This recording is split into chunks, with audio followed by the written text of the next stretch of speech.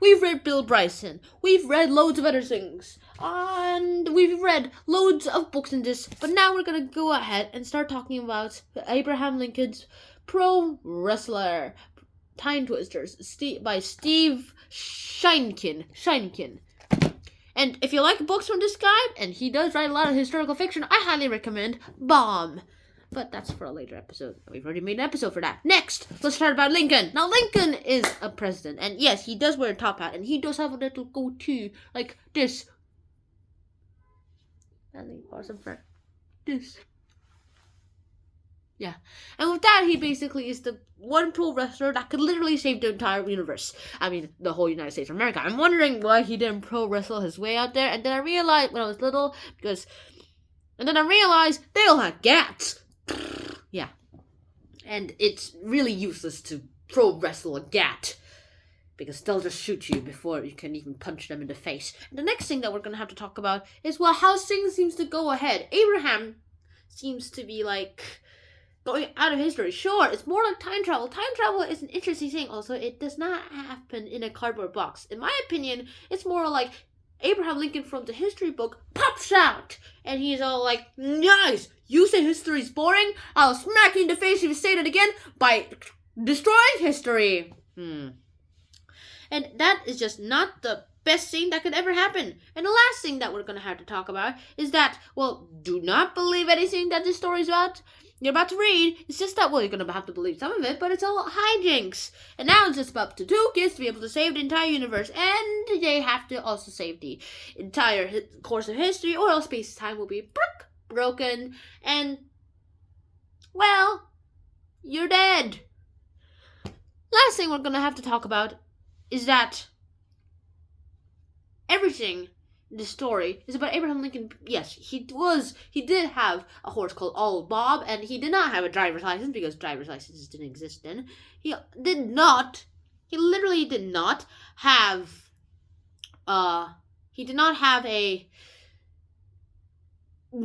profession in law, and he did not have a profession in pro wrestling. He had a profession in law. He also had a friend, which was also a shaver, so he got free shavings, and free haircuts by just doing law work for that guy. Which is kind of so sweet. Free haircuts if you do paperwork for them. I probably wouldn't take that, though, because paperwork is hard, and shaving hair is probably just arguably easier. Also, you do need skill. It's physical, though.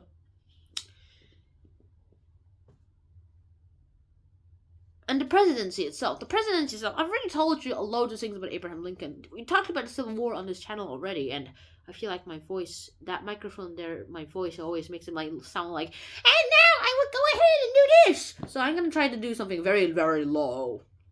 Now, Abraham Lincoln did everything that he could to just go ahead and try to save the United Union by getting the USA and the CSA together. But of course, well, the CSA is all like, we're gonna get out of here, people, and next thing you know, they're out. And you can have nothing to do about it, except you can go on a civil war and start conquering them back. And they almost conquered you, but now you got them back. It's like Sky Wars, except you have a lot of gaps. And now Abraham Lincoln top hat. Let me talk about that. Abraham Lincoln top hat. Now, lots of people actually assume there's something under that top hat. Gravity Falls said it was a fake hand. Also, I actually think there is something there. Personally, I think there's nothing under there. But if there is, what would have been under there? It would probably have been a dollar bill, I guess, or some important paperwork. It's pretty likely there. Or it would have been just disguises that he uses to be able to, hey, cook. I mean, it's very tall. It's probably a containment storage unit. And now, Abraham Lincoln is by far one of the greatest presidents of the United States. He goes ahead in the top three with George Washington and Ulysses S. Grant. Oh wait, sorry. I meant I meant Roosevelt, the guy in World War II. George Washington, Abraham Lincoln, and Roosevelt were the big boys in the best three top presidents. And Abraham Lincoln himself, I mean, history isn't boring. It's just a bunch of stories. It could be sad, it could be good. If you like novels like Harry Potter or Avengers, comics. It's basically that.